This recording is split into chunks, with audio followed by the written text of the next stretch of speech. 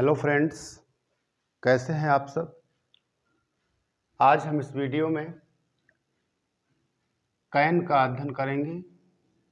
Use of can. Use of can. तो can का प्रयोग हम निम्न विधियों द्वारा करते हैं। जैसे कैन का प्रयोग पावर के लिए किया जाता है, कैन का प्रयोग एबिलिटी के लिए किया जाता है और कैन का प्रयोग कैपेसिटी के लिए किया जाता है। यानी कि कह सकते हैं शक्ति के लिए या योग्यता के लिए और या क्षमता के लिए। ये कैन का प्रयोग शक्ति, योग्यता, क्षमता आदि के लिए किया जाता है। तो इसको जब बनाते हैं तो इसका रूल होता है सब्जेक्ट, सब्जेक्ट के बाद कैन, कैन के बाद V1 और V1 के बाद अदर वर्ड। इन शब्दों के प्रयोग से, इस रूल के नियमानुसार हम कैन का प्रयोग करते हैं। एक उदाहरण से समझते हैं।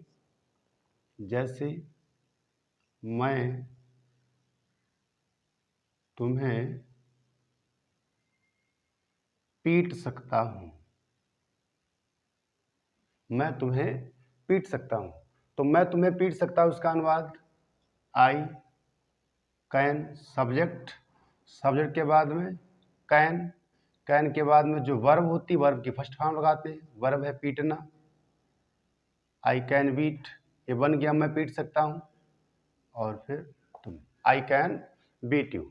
यानी हम जब कोई शक्ति का प्रदर्शन हो या योग्यता का प्रदर्शन हो और या कोई क्षमता का प्रदर्शन हो, तब हम सब्जेक्ट के साथ कैन का प्रयोग करके क्रिया की फर्स्ट फॉर्म के साथ ऑब्जेक्ट लिखते हैं।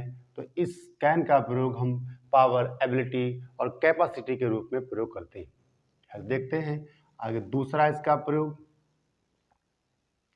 कैन का प्रयोग पॉसिबिलिटी के लिए भी किया जाता है, मतलब संभावना।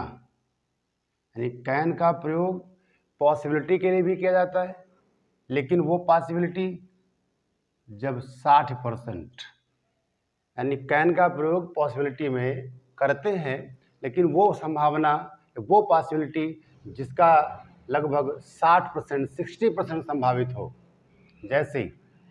जैसे मान लिया हमने किसी अस्पताल में एक महिला को देखा, तो हमें संभावित हुआ कि यह एक नर्स हो सकती है, लेकिन वो संभावना हमारे अंदर 60% हो, 60% हो, तब हम कैन का प्रयोग करते हैं। जैसे she can be a nurse. She can be a nurse, कि वह एक नर्स हो सकती है। जैसे दूसरा, बारिश, बादल को देखा और हमें पॉसिबिलिटी हुई 60% कि आज बारिश हो सकती है, तब हम उसका प्रयोग करेंगे it can rain today. It can rain today, आज बारिश हो सकती है। अगर यहाँ पर हम इसी को हम दूसरा से बोल सकते हैं, it can be rain today.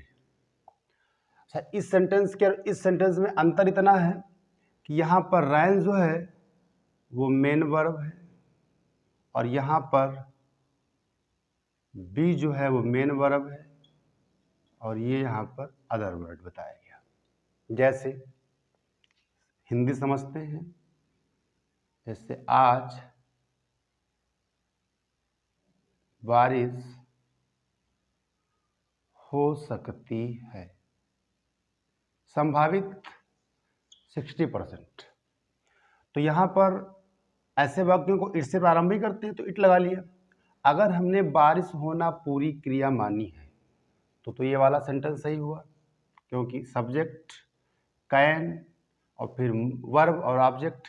और अगर हमने होना क्रिया मानी है तो फिर एक ये कर्म हो गया और एक ये कर्म हो गया। तो उसके मुताबिक ये सही, यानी इस तरह से सेंटेंस दोनों सही हैं। तो कैन का प्रयोग हम पावर के लिए, एबिलिटी के लिए, कैपेसिटी के लिए, कैन का प्रयोग पावर के लिए, एबिलिटी के लिए, कैपेसिटी के लिए करते हैं।